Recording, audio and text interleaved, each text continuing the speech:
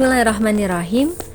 Istilah mawaris berasal dari kata waris atau al-miras atau warisa, yang berarti berpindahnya sesuatu, yakni harta yang berupa materi dari seseorang yang disebut sebagai pewaris kepada orang lain yang disebut sebagai ahli waris. Berbicara tentang ilmu, ilmu yang mempelajari hal-hal yang menyangkut waris disebut dengan ilmu mawaris. Apa ilmunya disebut apa? Ilmu mawaris, atau dikenal dengan istilah ilmu faraid. Kemudian faraid sendiri itu apa? Adalah bagian pada harta peninggalan yang telah ditentukan kadarnya. Kemudian berkaitan dengan mawaris itu ada beberapa istilah yang pertama adalah mewaris. Apa itu mewaris? Mewaris adalah orang yang meninggalkan harta warisan. Kemudian istilah yang kedua adalah tirkah. Tirkah itu seluruh harta peninggalan orang yang meninggal dunia sebelum diambil untuk pemeliharaan jenazah, melunasi hutang, dan menunaikan wasiat. Kemudian istilah yang ketiga adalah al-irsi. Adalah harta warisan yang siap dibagikan kepada ahli waris yang berhak setelah diambil untuk apa? Untuk pemeliharaan jenazah, melunasi hutang, dan menunaikan wasiat. Istilah yang terakhir adalah warosah. Apa itu warosah? Warosah itu harta warisan yang telah diterima oleh ahli waris. Jadi ada 4 istilah tentang warisan.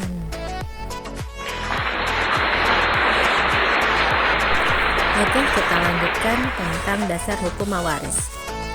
Jadi dasar hukum mawaris itu ada 4 dasar. Yang pertama adalah Al-Quran, yang kedua Al-Hadis, yang ketiga ijma, dan yang keempat ijtihad. Kita bahas satu persatu. Hukum mawaris yang pertama adalah Al-Quran. Dijelaskan di dalam surat An-Nisa ayat 7. Silahkan nanti bisa dibuka Al-Qurannya di dalam surat An-Nisa ayat ke-7. Kemudian hukum yang kedua adalah Al-Hadis.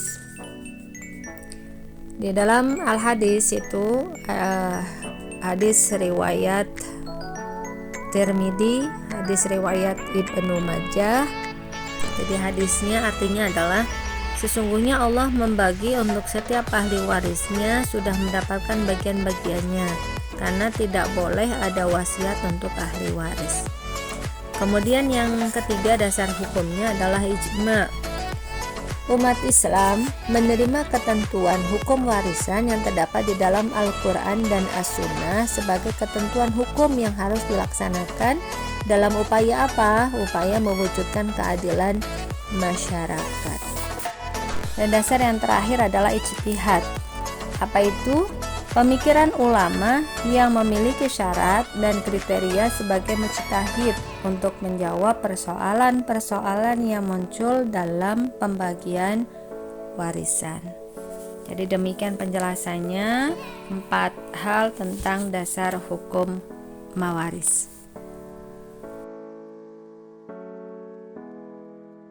Oke, selanjutnya kita bahas tentang ahli waris ya.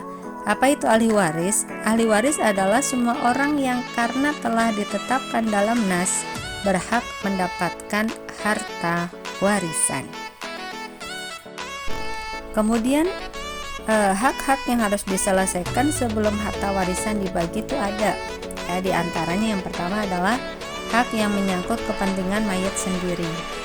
Kemudian yang kedua, hak yang menyangkut hutang si mayit ketika masih hidup. Dan yang ketiga adalah hak yang menyangkut wasiat. Jadi ada 3 hak yang harus dipenuhi.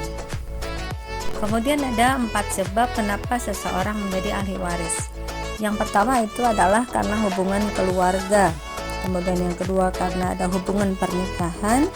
Kemudian yang ketiga itu ada hubungan karena memerdekakan hamba sahaya yang disebut dengan wala. Dan yang terakhir adalah karena adanya hubungan agama.